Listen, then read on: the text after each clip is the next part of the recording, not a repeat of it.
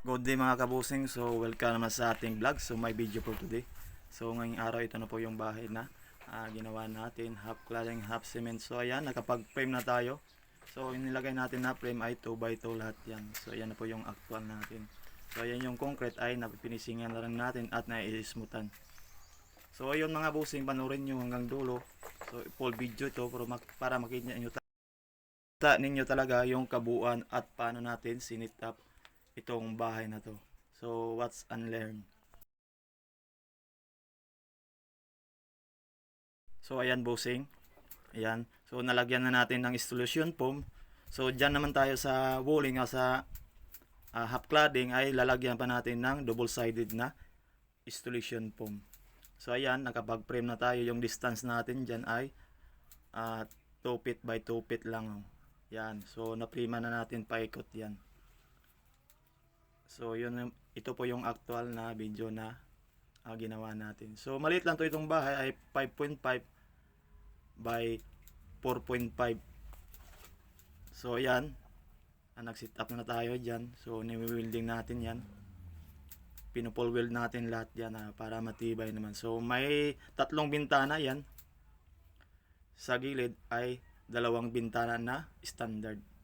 So 4 feet by 4 feet yung bintana natin dyan. Doon banda din sa harap ay 4 feet din. Ayan na po mga busing. So na-actual na natin. Nakabit na natin yung cladding dyan. So yung frame sa bintana dyan ay 2x4 yung nilagay natin by 1.5 na tubular. O pati yung hamba ng pintuan. Ayan, ayun mga busing. So na-tap na natin. Totally final na talaga finish ito. So nalagyan na natin ng bintana at saka pintuan. So yung bintana natin ay jealousy glass pa rin yun. So para unique din tingnan at maganda. So ayan yung hamba natin ay 2x4. So ayan yung gilid natin ay naka-smooth at finishing. So 1 meter yan galing sa flooring.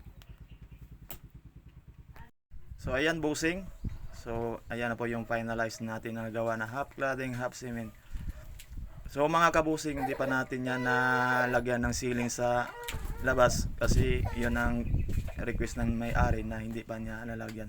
So sa loob yan ay nakalagay na rin yung ceiling, double walling na rin yan mga kabusing. Ayan, ipasilip ko sa inyo. So ayan yung loob. Si rubber yung tinira natin, nilagay natin dyan. So ayan, black screw. So hindi pa natin yan pinturahan. So kailangan pa natin lagyan ng body pillar yung lahat ng mga kantuan o join dyan mga kabusing.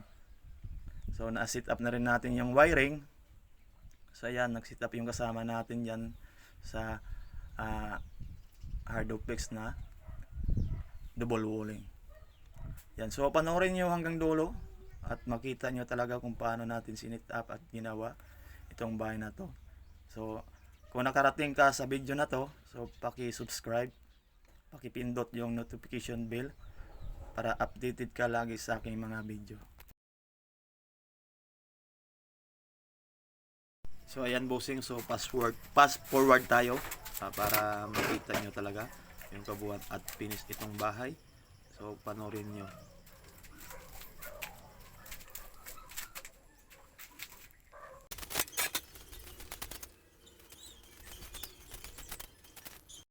Ayan bossing, so yan ay papinis na talaga, pipinturan na lang natin yung mga hamba dyan at saka yung pintuan.